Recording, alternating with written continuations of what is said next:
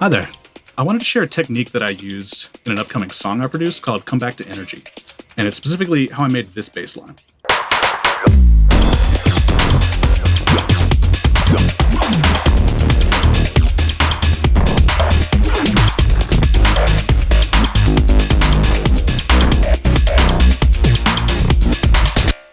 So, lately I've been really interested in kind of using random and semi-random automation in Ableton to create these really kind of dynamic sounds that change rapidly over time in my music.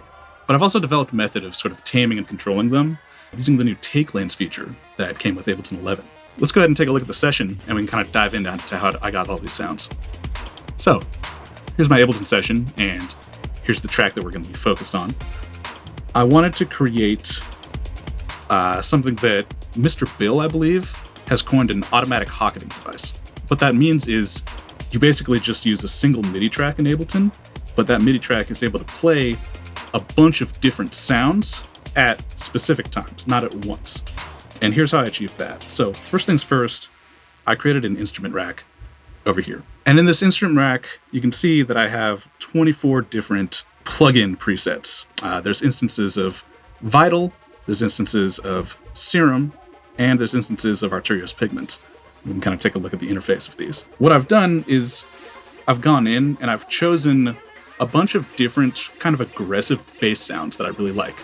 8 each, basically, from each of the software instruments that I'm using here. And we can see that I've set each of them up on their own chain in the instrument rack. But if we go ahead and open up our chain selector over here, we can also see that I've set it so that each of these chains is only taking up a single digit on the whole chain selector range. And then the other thing that I've done is, if you take a look at our mappings, I've just mapped this one macro knob to the chain selector position. And the only reason I've done that is because I'm using this envelope follower device to actually automate this macro knob.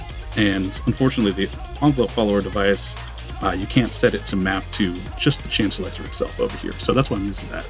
And as we can also see, I've limited the range of this chain selector knob, so it only chooses between the 24 presets that I've loaded in here, and it doesn't kind of go beyond the range of those.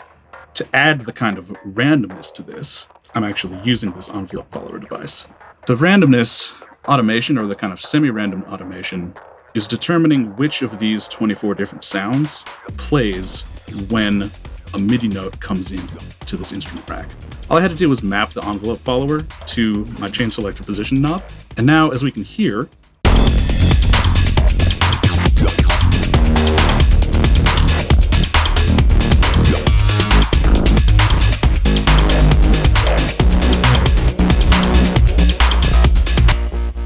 the dynamics of the sound that's coming out of this instrument rack is actually going back in and then choosing which sound is actually going to play next when we receive a new MIDI note. It's a way to basically add this sort of kind of semi-controlled randomness to which sound gets chosen.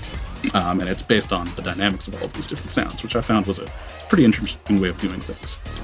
You'll notice that when I played that back, it actually sounded a little bit different from the final track that I played earlier. And that's because the one disadvantage of this technique is that although it's way, way quicker to set up than creating a single MIDI track for each of these, say, 24 different sounds that I wanted to use, and just going in and meticulously placing the MIDI for each of those sounds in a very specific spot so that the pattern is always playing back in the same way, it doesn't quite sound as good as that type of technique a lot of the time, because it does have this sort of element of chance to it, and sometimes maybe it'll play a certain type of sound in a place where it doesn't exactly fit the track super well. What we can do then is go and resample this. And you would resample it because also when you export or render this song, maybe, when you played it back, you thought, oh, that actually sounded really good, the way it sort of chose those kind of random sounds to play at certain times. But then when you render it, it's going to choose a completely different pattern because it just runs this envelope follower while it's rendering.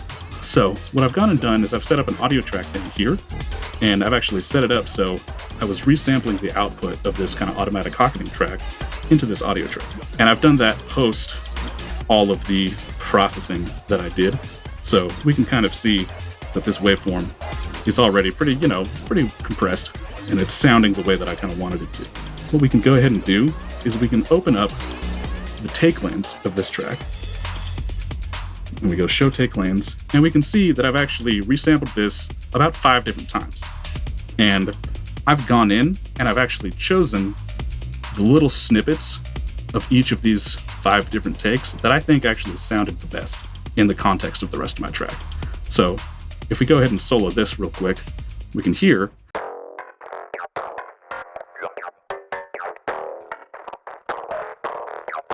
this is actually playing back exactly the way I want it to every time, no matter what.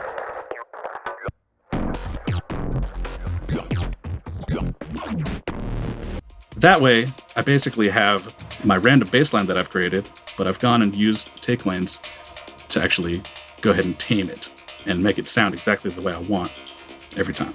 Once again, I've been Quinn for Pyramind, and I hope you found these techniques useful. My energy is running out.